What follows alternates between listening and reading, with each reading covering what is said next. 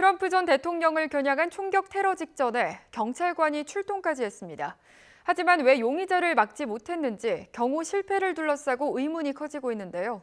추측이 쏟아지면서 SNS에서는 바이든이 명령했다거나 연출된 자작극 등의 근거 없는 음모론까지 끊이질 않고 있습니다. 보도에 정유신 기자입니다.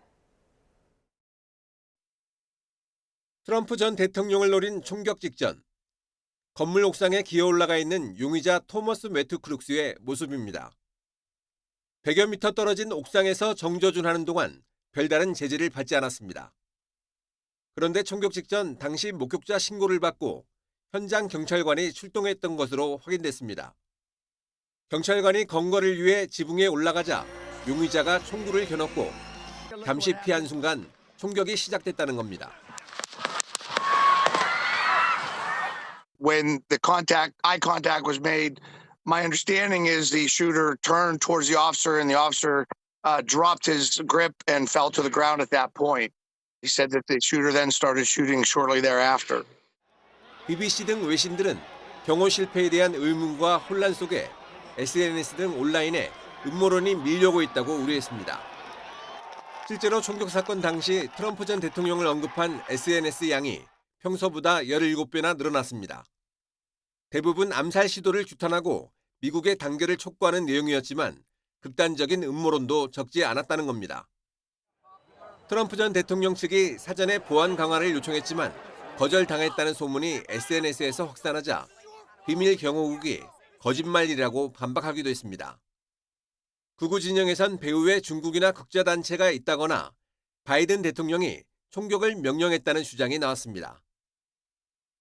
반 트럼프 좌파 진영에선 오히려 자작극이란 주장이 확산하고 있습니다.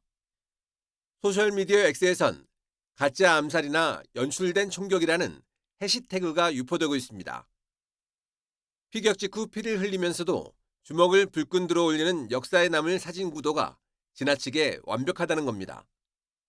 이에 대해 AP통신은 당시 현장을 취재한 기자 인터뷰와 당시 상황을 자세히 공개했습니다. At the moment I heard the shots being fired, I knew that this was a moment in American history that had to be documented. I mean, it's our job as journalists to do this work. 이 같은 음모론이 증폭될 경우 극단주의자들을 자극해 넉 달 남은 미 대선까지 정치적 폭력 행위가 늘어날 수 있다는 우려도 커지고 있습니다. Let me be very clear, there's no evidence for either of these conspiracy theories, but they reflect the kind of claims that are spreading in this very polarized, emotional climate in the immediate aftermath of the assassination attempt. 극적으로 살아남은 트럼프 전 대통령과 바이든 대통령 양측 모두 비난을 중단하고 통합을 강조하고 나섰지만 당분간 미국 사회 분열은 불가피하다는 전망이 나옵니다. YTN 정준입니다.